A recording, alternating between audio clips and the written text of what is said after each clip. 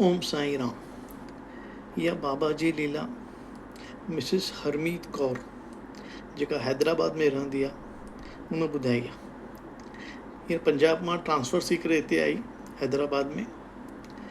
हिकिड़ी वॾी MNC company में सीनियर मैनेजर आहे, वॾी पोस्ट ते आहे। जीअं हैदराबाद में शिफ्ट थी त हिन जो पुटु 11 दर्जे में पढ़ंदो हो। हीअ हुनखे स्कूल ते छॾणु वेंदी हुई त हुनजे घर जे ऐं स्कूल जे विच में साईं बाबा जो वॾो मंदरु। हिन खे उन साईं बाबा जे मंदर में एॾो खिचाव थियो कि ईंदे वेंदे उहा साईं बाबा जो दर्शन कंदी हुई ऐं साईं बाबा जे बारे में हिनखे वधीक ख़बर पवंदी वई ऐं हीअ उन ते जाम अट्रैक्ट थी वई करे। जीअं बाबा चवंदा आहिनि न, मां पंहिंजनि डिवोटीज़ खे पाण ई खिचे वठंदो आहियां करे। अॼु तव्हां विश्वास न कंदा, जेतिरा डिवोटी महाराष्ट्र जा साईं बाबा खे मञींदा आहिनि ओतिरा ई डिवोटी आंध्रा ऐं तेलंगाना मिलाए करे बाबा खे मञींदा आहिनि करे।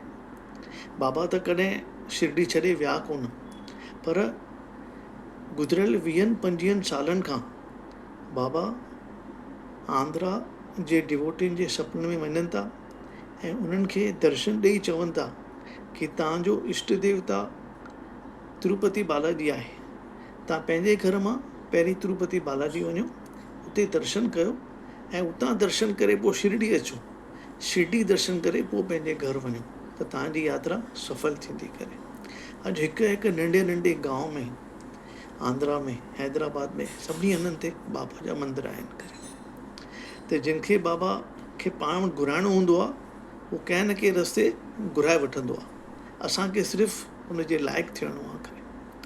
त हरमीत कौर जो चवणु आहे कि जीअं जीअं मां बाबा जे बारे में ॿुधंदी वियसि, साईं चरित्र पढ़ंदी वियसि, पंहिंजो पाण खे वधीक ख़ुशि महसूसु कंदी हुअसि। मुंहिंजा सभु कम पंहिंजो पाण ई थींदा विया ऐं सभिनी जेके मुंहिंजे ऑफिस जे कोलीग में मां फेमस थी वियसि कि हीअ साईं बाबा जी ख़ासि डिवोटी आहे। ऐं त मूंखे कंहिं बि ओकेज़न ते जेको गिफ्ट मिलंदो हो उहो हर को मूंखे काई साईं बाबा जी पेन ॾींदो, के साईं बाबा जो किताबु ॾींदो, के साईं बाबा जी लेटर पैड ॾींदो। त मुंहिंजी सॼी जेका टेबल आहे उहा साईं बाबा जे गिफ्ट सां भरियलु आहे ऐं मां हमेशह उनखे ॾिसी करे पंहिंजो पाण खे हिकदमि सेटिस्फाइड सम्झंदी आहियां। हिकिड़े असांजे हिकिड़े कोलीग जी उहा ॿुधाए थी कि जॉब हली वई करे, त वीचारो सीनियर माण्हू हो, त उनजे जॉब में असांखे बि जाम ॾुख थियो। उहो सिधो मूं वटि आयो, चई भाई तुंहिंजो साईं बाबा सां हिकु स्पेशल रिलेशन आहे, तूं महिरबानी करे साईं बाबा खे चओ त मूंखे जॉब जल्दी मिली वञे। मुंहिंजा ॿार आहिनि, मां शादीशुदा आहियां, त हीअ भई मूंखे जाम तकलीफ़ आहे। त उहो थोरो घबराए थी वञे, पर चएसि ठीकु आहे, मां साईं बाबा खे प्रार्थना कंदसि। साईं बाबा खे हीअ प्रार्थना करे थी ऐं हिनखे गुरु पूर्णिमा जे ॾींहुं 9 जुलाई ते उन भाईअ खे जॉब मिली थी वञे। जेका जॉब छॾाइजी वियसि उन खां सुठी जॉब, वॾी पोस्ट ते सुठी पघार था मिले थी। त सभु जाम ख़ुशि था थी वञनि करे। त हीअ चए थी कि तव्हां साईं बाबा में विश्वास रखो, श्रद्धा वधायो, चिंता न कयो, सभु चिंता साईं बाबा जे चरणनि ते छॾे ॾियो।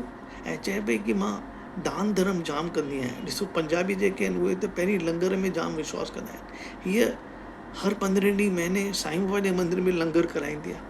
चई साईं बाबा चए थो पंहिंजे हिसाब सां जेतिरो थी सघे दान धर्म कंदा त तव्हांखे फ़ाइदो थींदो। चओ ओम साईं राम, ओम साईं राम, ओम साईं राम।